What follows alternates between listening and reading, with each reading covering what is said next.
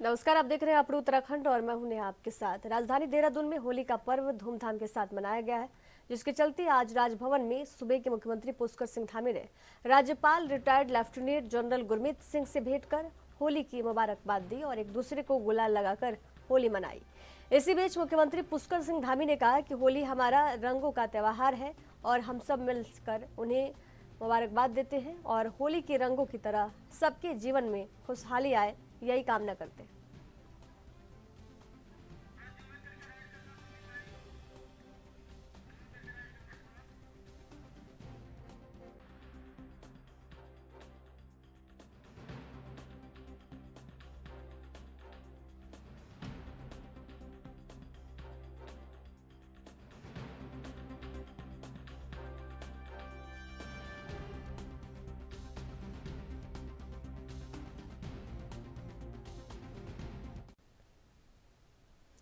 कांग्रेस में हरिद्वार और नैनीताल उधम सिंह नगर लोकसभा सीटों पर प्रत्याशियों का इंतजार चौंकाने वाले नामों के साथ खत्म हो गया।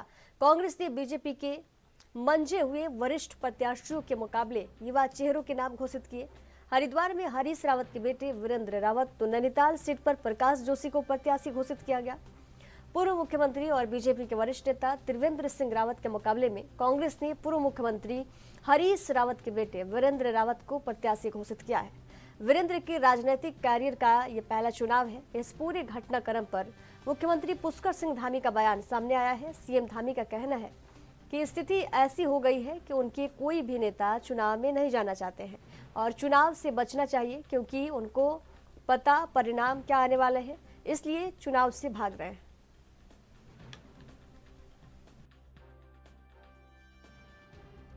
मैं परमपिता परमात्मा से बहुत बहुत सभी अम्बाला वासियों के लिए, हरियाणा वासियों के लिए, भारतवासियों के लिए होली के त्यौहार की सबसे पहले सबको शुभकामनाएं देता हूं और परमपिता परमात्मा से दुआ मांगता हूं कि सबके घरों में सुख के, समृद्धि के, स्वास्थ्य के, वैभव के, यश के और कीर्ति के जो रंग हैं बरसें और पूरा साल सभी लोग प्रसन्न रहें।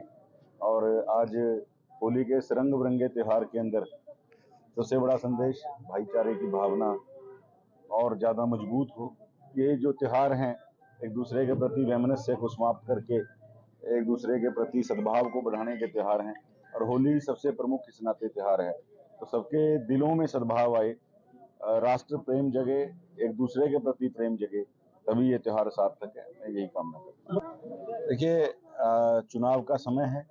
मैं तो अपने पक्ष के साथियों को और विपक्ष के साथियों को भी कि चुनाव को एक तरीके से ही बिल्कुल गंदे स्तर पे ले जाके ना लड़ें, तरीके से लड़ें और ताकि हम सामाजिक प्राणी हैं। मनुष्य कोई किसी दल में भी रहता है, लेकिन समाज की उस मर्यादा को लांघना नहीं चाहिए, चाहे पक्ष के साथी हैं चाहे विपक्ष के साथी हैं। और उनको भी होली की बहुत शुभकामनाएं, उनके जीवन के अंदर भी खुशियों के।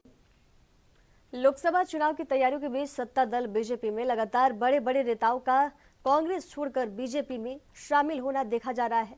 इस बात को लेकर कांग्रेस के प्रदेश संगठन उपाध्यक्ष मथुरा दत्त जोशी ने कहा कि कांग्रेस से बीजेपी में वही लोग शामिल हो रहे हैं जो कहीं ना कहीं किसी रूप में बीजेपी में पहले से थे और कुछ दिनों की छुट्टी मनाने के लिए कांग्रेस में आए थे।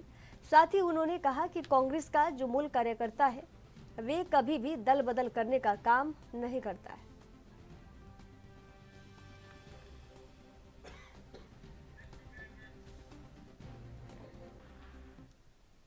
आखिरकार कांग्रेस ने हरिद्वार और नैनीताल लोकसभा सीट पर अपने प्रत्याशियों की घोषणा कर दी है।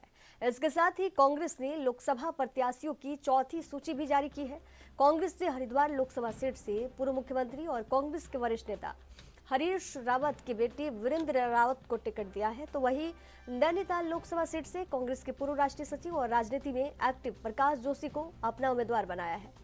उत्तराखंड सरकार में मंत्री गणेश जोशी ने वीरेंद्र रावत को टिकट मिलने पर कहा कि कांग्रेस का परिवारवाद का मुंह कभी छूटता नहीं।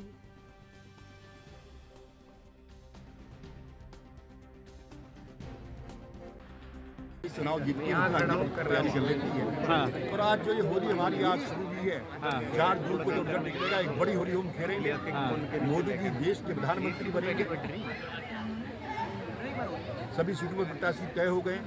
वही कांग्रेस को डाले पड़ रहे थे।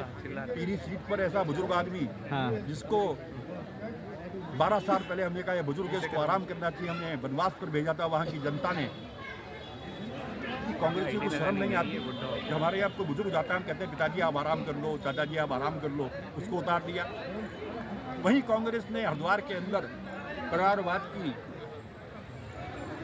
जो जननी है उसको ध्यान में रखते एक बार हरीश रावत जी अपने पप्पू को वहाँ पर उतारा है। यह हरीश रावत से बड़ा पप्पू साबित होने वाला है। देखिए, इनका जो टिकट का मंथन है उसको मैं यही कहूँगी कि खोदा पहाड़ और निकली चुईया।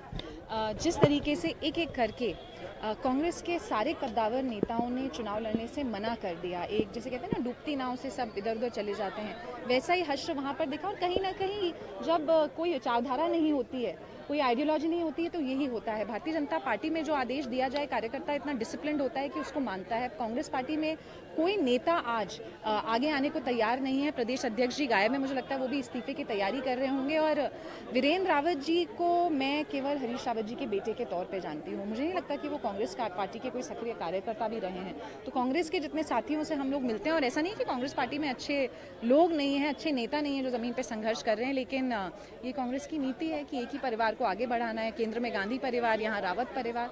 तो मेरी शुभकामनाएं हैं मेरे कांग्रेस के साथियों को। आशा करती हूँ कि कांग्रेस आने वाले समय में एक सकारात्मक विपक्ष की भूमिका जो उन्हें लंबे समय तक निभानी है, उसे निभाने के लिए कहीं ना कहीं अपने आप को मजबूत करेगी, तो हमें भी अच्छा लगेगा। राज्य में चारों तरफ होली का पर्व धूमधाम के साथ मनाया जा रहा है। वही आपको बता दें कि हल्द्वानी में कुमाऊं कमिश्नर दीपक रावत ने कैंप कार्यालय में होली मिलन समारोह का आयोजन किया गया। इस कार्यक्रम में शामिल होने के लिए नैनीताल के एसएसपी प्रहलाद नारायण मेड़ा समेत हल्द्वानी शहर के तमाम छोटे बड़े अधिकारी पहुंचे। इस कार्यक्रम के दौरान कुमाऊं कमिश्नर दीपक रावत पूरी तरह से होली के रंग में नजर आए। कमिश्नर दीपक रावत ने सभी लोगों को रंग लगाकर होली की मुबारकबाद दी। साथ ही इस दौरान कमिश्नर दीपक रावत होली के गीतों पर झूमते हुए भी नजर आए।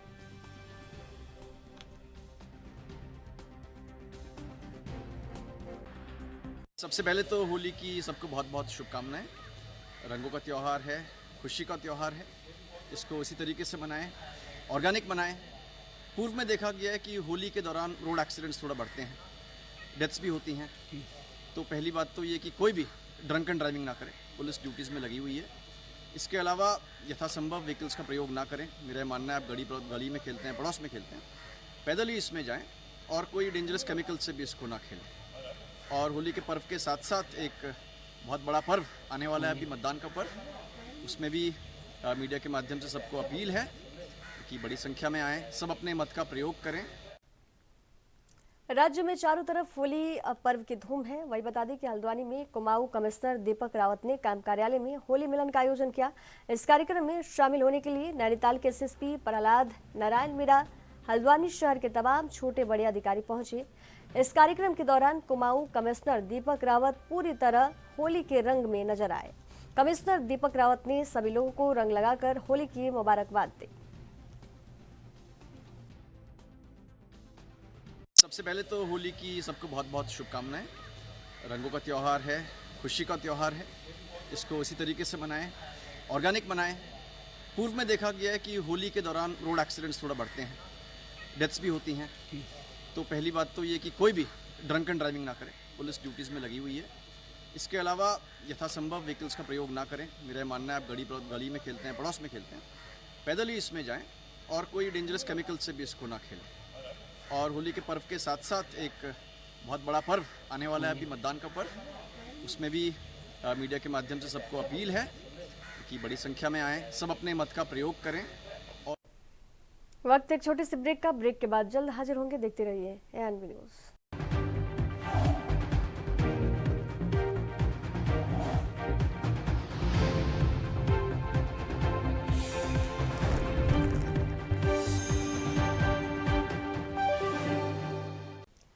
ब्रेक के बाद एक बार फिर से आप सभी का स्वागत है। जहां देश भर में रंगों का उत्सव कहलाने वाला पावन पर्व होली की धूम है, वही देवी की भूमि कहलाने वाले उत्तराखंड राज्य के जनपद उधम सिंह नगर के जसपुर क्षेत्र से भी एक खबर सामने आ रही है। जैसे जैसे आगामी 25 मार्च 2024 को रंगोत्सव पर्व नजदीक है, वैसे वैसे क्षेत्रवासियों में भी होली की उमंग बढ़ गई है। कहीं महिलाएं पुरुष आपस में एक दूसरे को रंग लगा रहे हैं, तो नगर में महिलाओं द्वारा फाग खेलकर तो कहीं डीजे की धुन पर नृत्य कर होली का पर्व धूमधाम के साथ मनाया जा रहा है।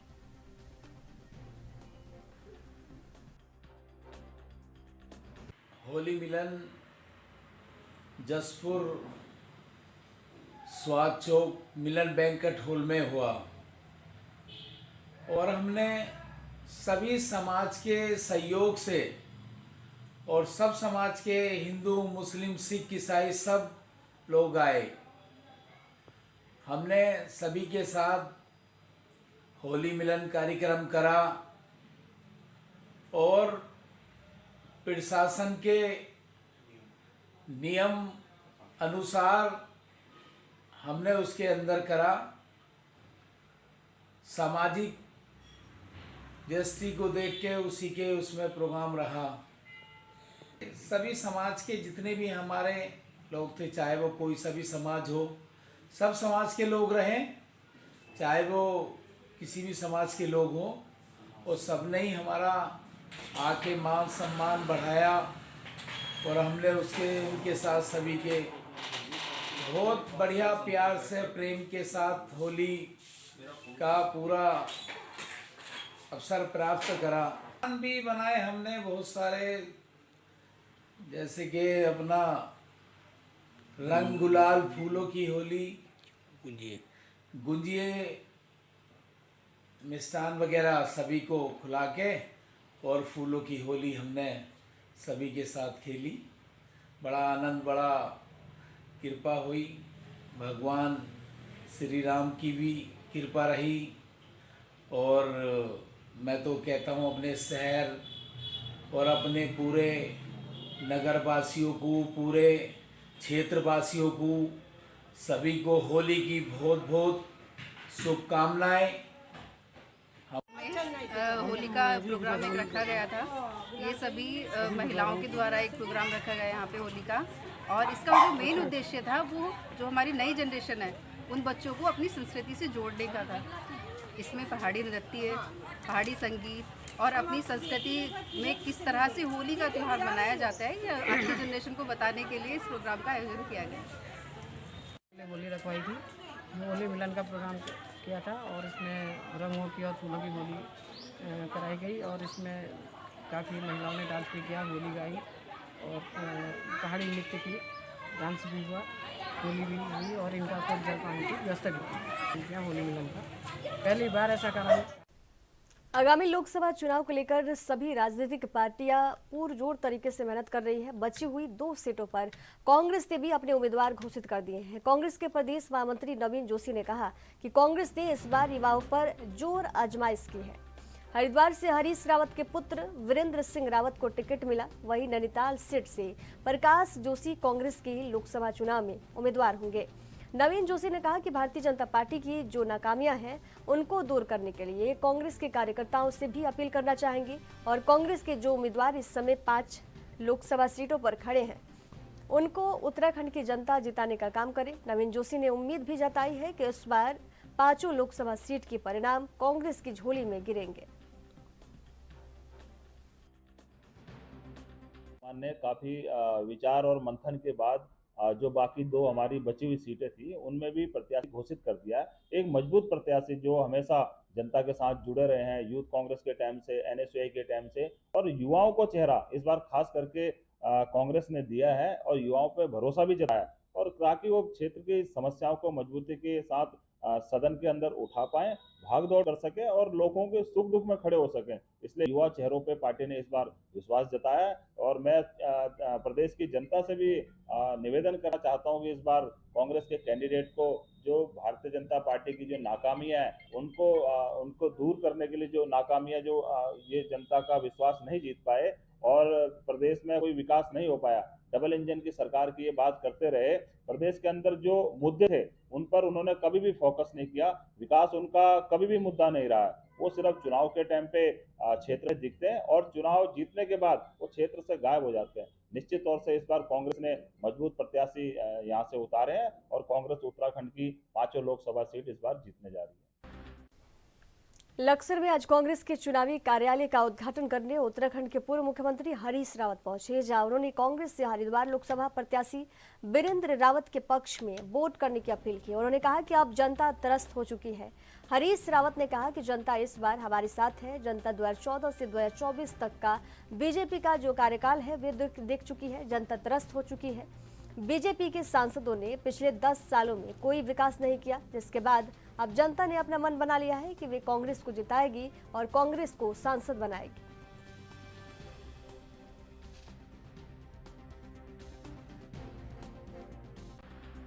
देखिए, मैं कांग्रेस के उम्मीदवार के रूप में आया हूं और हरीश रावत जी का लंबा अनुभव मेरे साथ है और मेरे खुद की 25 वर्षों की मेहनत मेरे साथ है। मैं जो लगातार 2009 से हरिद्वार की जनता के बीच में हूँ। शादी ब्याह में आता जाता रहा हूँ, छोटे मोटे कार्यक्रमों में आता जाता रहा हूँ, बड़े कार्यक्रमों में आता जाता रहा। वो 4 साल मुख्यमंत्री रहे, लेकिन इन 4 वर्षों में वो एक भी कोई उल्लेखनीय कार्य उन्होंने हरिद्वार के लिए किया हो तो बता दें। जबकि मेरे पास कई हजारों चीजें हैं जो हरीश रावत जी के मुख्यमंत्री काल में जो है इस जिले में हुए हैं। चाहे 19 घाट क्षेत्र में पुल देने का काम हो, चाहे आमखेड़ी का पुल हो, चाहे यहाँ बंदा बनाने का काम किया हो, ये सारे जिससे जो है लगभग 56 गांवों को फायदा मिला।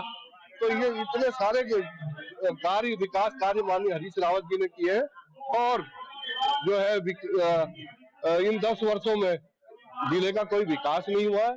जो विकास की डोर रुक चुकी है, मैं उस विकास को आगे बढ़ाने के लिए लड़ूंगा और हरिद्वार की आवाज को जो है पार्लियामेंट में बुलंद करने का काम करूंगा। जनता पर, अपने विश्वास पर और अपने कार्यकर्ताओं के अटूट मेहनत पर विश्वास करते हैं और उसके बल पर ही हम पहले भी जीते हैं, आज भी जीते। जो लोग चुनाव के वक्त में जा रहे हैं, कोई प्रलोभन होगा।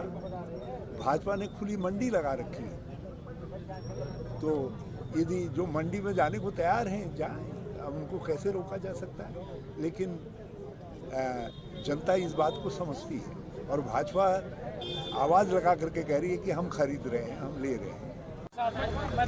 लोग परिवर्तन के लिए वोट देंगे और हरिद्वार सेवा, समर्पण और विकास के लिए भी वोट करेगा, क्योंकि लोगों ने 2014 में से लेकर के 2024 तक का सांसद का कार्यकाल देखा है, जो बड़ा निराशाजनक रहा है हरिद्वार के लिए। लोगों को सांसद उपलब्ध नहीं रहे, उनकी सेवा उपलब्ध नहीं रही, उनका विकास उपलब्ध नहीं रहा। इसलिए अब विकास, सेवा, समर्पण की खोज में जो है फिर कांग्रेस के उम्मीदवार की तरफ जाएंगे और वीरेंद्र रावत जी को जो है आशीर्वाद देंगे। जनता के साथ आशीर्वाद के लिए खड़े हैं। हम कोई लाठी गोली का मुकाबला नहीं कर रहे हैं या कोई पहलवानी नहीं कर रहे हैं। हम जनता के सामने हाथ जोड़ने का मुकाबला कर रहे हैं और मुझे पूरा विश्वास है कि हाथ जोड़ने के मामले में कांग्रेस जो है दूसरे सभी। ऋषिकेश कोतवाली पुलिस और एसओजी देहात की टीम ने मिलकर श्यामपुर में हुई ज्वेलर्स लूट का पूरी तरीके से खुलासा किया है। पुलिस टीम ने बाइक सवार दोनों लुटेरों को सलाखों के पीछे पहुंचा दिया है।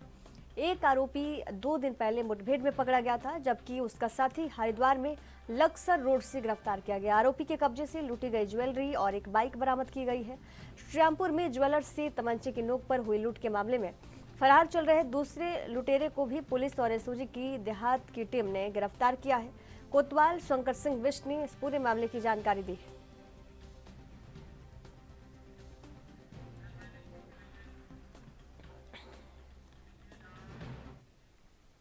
शक्तिपीठ मां पूर्णागिरी मेले के शुभारंभ से पहले चंपावत पुलिस का लगातार टैक्सी यूनियन के साथ बैठकों का दौर जो है जारी है। इसी क्रम में थाना टनकपुर में श्री पूर्णागिरी टैक्सी एसोसिएशन और बाबा भैरवनाथ टैक्सी संचालन समिति के साथ तमाम टैक्सी स्वामियों की मौजूदगी में बैठक की गई। इस दौरान चंपावत पुलिस अधीक्षक अजय गणपति और टनकपुर पुलिस क्षेत्राधिकारी शिवराज सिंह राणा के आदेशानुसार वरिष्ठ उप निरीक्षक BS बिष्ट ने पूर्णागिरी मार्ग पर टैक्सी संचालन के संबंध में निर्देश दिए। उन्होंने बताया कि पूर्णागिरी मेले के दौरान टनकपुर में टैक्सी वाहनों की आवाजाही के लिए 1 वे के साथ रूट डाइवर्ट किया गया है। मेले के दौरान पूर्णागिरी पर चलने वाले सभी वाहन अपने निर्धारित स्थान मेला टंकी से संचालित होंगे, जिसके लिए वे स्टेट बैंक से होते हुए शिवलिक मंदिर मार्ग का इस्तेमाल करेंगे। वहीं राजाराम चौराहा, railway station, roadways bus station मार्ग पर टैक्सी वाहनों पर पूरी तरह प्रतिबंध होगा।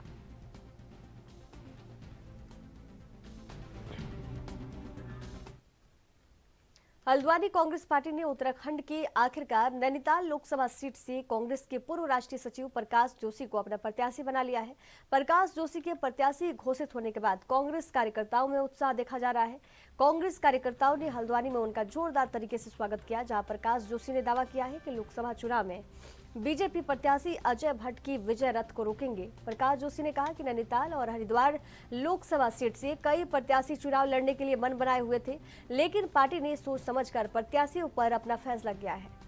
उन्होंने कहा कि प्रत्याशी घोषित होने में कोई देरी नहीं हुई है, ऐसे में अब कार्यकर्ता एकजुट होकर कांग्रेस प्रत्याशी को जिताएंगे।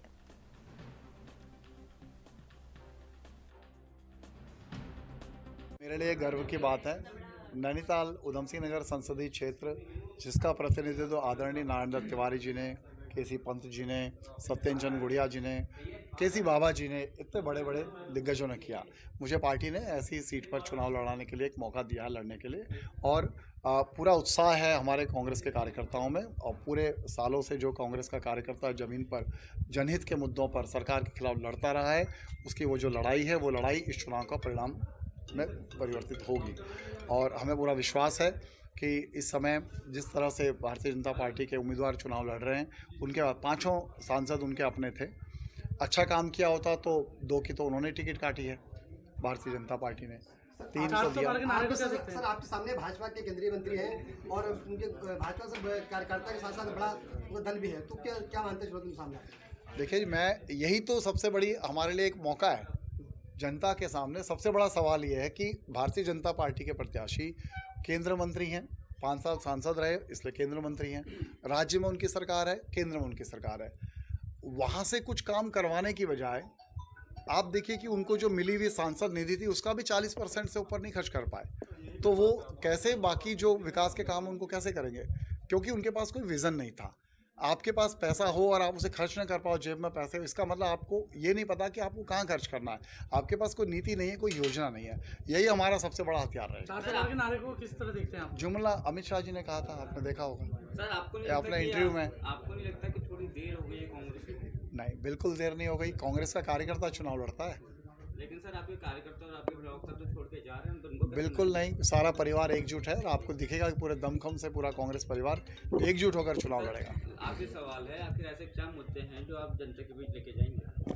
देखिए, निश्चित तौर पर ये पार्लियामेंट का चुनाव है, तो एक भौगोलिक अगर स्थिति देखेंगे तो ये संसदीय क्षेत्र है जिसमें 2 जिले आते हैं। इन दोनों जिलों की अगर हम स्थिति देखते हैं तो वो समस्याएं या जनहित के जो मुद्दे हैं वो इस 2 जिलों से संबंधित मुख्यतः होने चाहिए। प्रदेश के भी हों, पर ये 2 तो मुख्य हैं।